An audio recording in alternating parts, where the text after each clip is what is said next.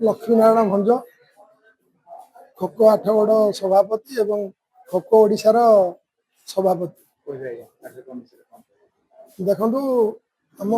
Odisha team जाइला कर्णाटक टुमकुर रे senior national championship होता से Athgarh totally Odisha team third position मारला। थर्ड पोजिशन मारला पर आमको जे खो खो इंडिया रो सभापति अच्छा अभिमन्यु सिंह से आमको गोटे ऑफर देले जे आपण जूनियर खो खो चैंपियनशिप आप करूँ आम से बहुत विचार विमर्श कलु आठगड़ आसलु आमर जो मैंने क्रीड़ाविद थे खो खो जो मैंने सब खेला अलग अन्य खेला मान बुझलु आम चाहूँ ये करने से स्वीकृति देते हाँ करूँ कले बहुत भल कथा तेणुक आम सब बजार कमिटी आपणकर आठगड़ क्लब सब कमिटी समस्त विचार विमर्श पर आम आठगड़ बर्तमान नेशनल जूनियर चैंपियनशिप करने को जाऊँ। बहुत बाधा से बहुत चैलेंज अच्छी कहीं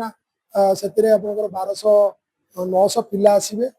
200 पाखापाखि कोच भर भलेंटियर मिस 1300 पाखापाखि पिला ये रे